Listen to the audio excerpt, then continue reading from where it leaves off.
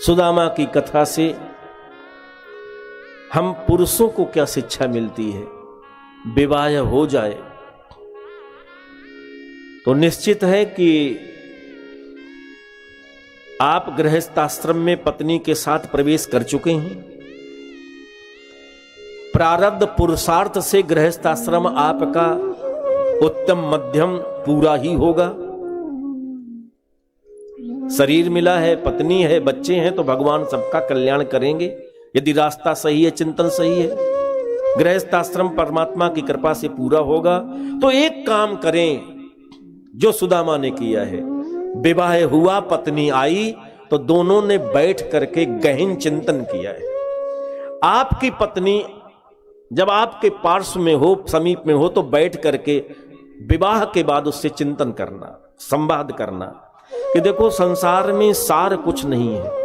न जाने कितनी पीढ़ियां गृहस्थी में आकर के दुनिया से विदा होकर के चली गईं, और हम लोगों की भी गति यही होगी।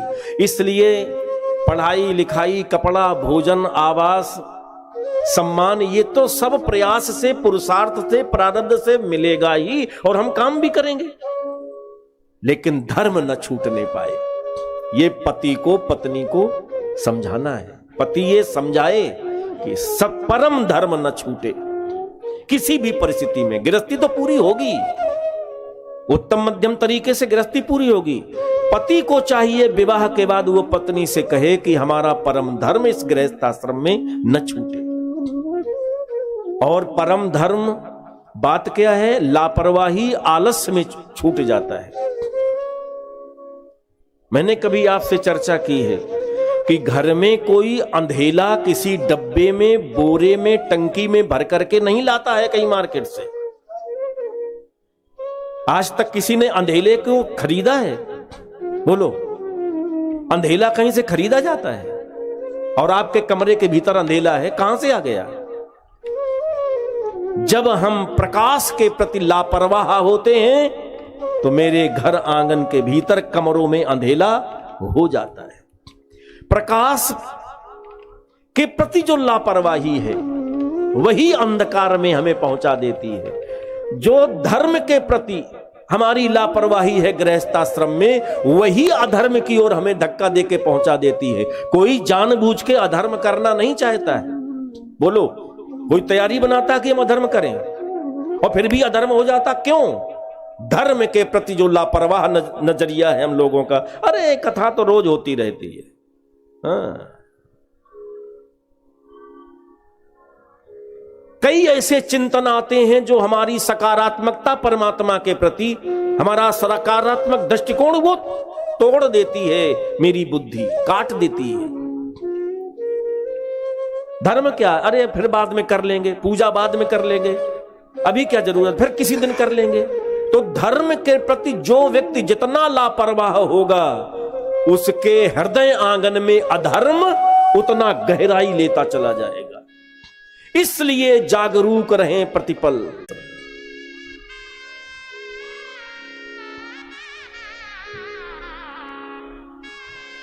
धर्म इसलिए हम करें, धर्म अनुष्ठान इसलिए हम करें कि मेरे जीवन में अधर्म आने न पाए।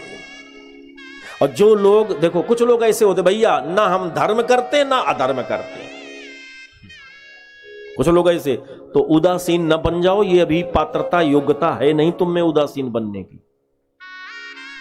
उदासीन तभी हो सकते हो जब स्वाद में रुचि खत्म हो जाए। सब्जी और दूध एक साथ खाने लग जाओ, तब उदासीन हो सकते हो। जिसके जीभ में स्वाद जीवित है, जिसके मस्तिष्क में अच्छे बुरे का भेद है, वो उदासीन नहीं हो सकता। ये नाटक किया जा रहा, जो लोग कहते हैं उदासीन। तुम्हें कोई गाली देता है तो तुम्हें बात बुरी लगती है, और कोई माला पहना दे तुम्हें अच्छा लगता, तुम उदासीन नहीं हो सकते हो। उदासीन वही हो सकता है कि भैया ना हम धर्म करेंगे ना अधर्म करेंगे। वो तभी हो सकता है जब आप उदासीन हो, लेकिन उदासीन हो पाना बहुत सरल नहीं है। आप धर्म नहीं करोगे तो फिर ये गारंटी नहीं कि आप अधर्म नहीं कर रहे हैं। कोई भी क्षण व्यक्ति के जीवन में ऐसा नहीं होता जब कर्म नहीं हो रहा होता। अच्छे काम नहीं करोगे तो अनजाने में ऐसे होंगे जो अच्छे के विपर्य होंगे। धर्म नहीं करोगे तो अधर्म ही होगा। और आदमी तब जान पाता है जब अधर्म की दुनिया में गहराई से प्रवेश कर जाता है। अब पछताए हो तका जब चिड़िया चुग गई खेत। इसलिए धर्म करते रहो, मन लगे चाहे न लगे, धर्म के अनुष्ठान करते रहो। कथा जहां भी हो जाओ, मंदिर में जाओ, धर्म करते रहोगे तो प्यारे अधर्म का प्रवेश नहीं होगा। क्योंकि अधर्म कोई करना नहीं चाहता, फिर भी अधर्म जीवन में आ जाता है। क्यों? धर्म के प्रति लापरवाही है। जैसे कोई अंधेला खरीदता नहीं है, प्रकाश के प्रबंध में जिसने लापरवाही की है उसी के कमरे में अंधेला हो जाता है। सुदामा ने अपनी पत्नी को विवाह के बाद समझाया कि कोई क्षण भगवान के नाम के बिना न चूके, नहीं तो अधर्म पता नहीं कब प्रवेश कर जाए। ये है जागरूकता। फिर राम राम राम पूजा करने से क्या मिल जाएगा मम्मी? ये सब बना दिया है पंडितों ने और महात्माओं ने। उन्हें बताओ ये नहीं करेंगे तो अधर्म अपने आप होगा। समझाओ। इसलिए भगवान का नाम लो, इसलिए सत्कर्म करो, इसलिए सत्संग में जाओ, इसलिए मंदिर में जाओ, इसलिए रामायण पढ़ो। नहीं पढ़ पाते हो तो रामायण रखो, उसकी रोज आरती उतारो। बोलिया नंद कंद भगवान की। सुदामा ने अपनी पत्नी के हाथ में माला पकड़ा दिया। किसी भी पुरुष को सुदामा चरित्र से यह सीखना है कि स्वयं भगवान की ओर बढ़ो और अपनी धर्म पत्नी को भी भगवान की ओर प्रेरित करो।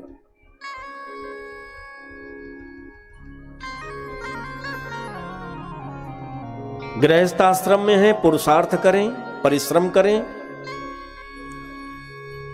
लेकिन त्याग हमेशा भीतर मजबूत बनता जाए। जो चीजें नष्ट हो रही हैं, छूट रही हैं, उन पर बहुत आंसू ना बहाना।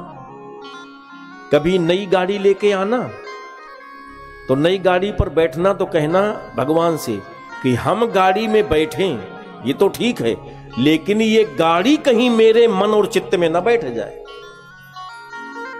हम महल में मकान में तो रहें, लेकिन ये महल मकान मेरे चित्त में ना बैठ जाए। ये समझाओ अपने आप। बोलिया नंद कंद भगवान की।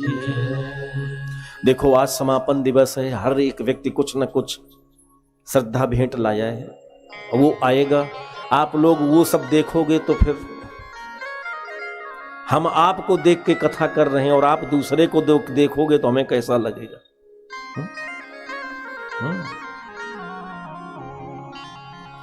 यही द्वंद्व है गृहस्थाश्रम में, और इसी के बीच में कुछ धर्म, कुछ परम धर्म हो जाए, ये सब चलेगा। कोई आएगा, कोई बोलेगा, कोई पड़ोसी कोई बात भी कान में बोलेगा आपके कथा में, लेकिन चित्त को इधर उधर न होने देना, ये चुनौती है आपके लिए।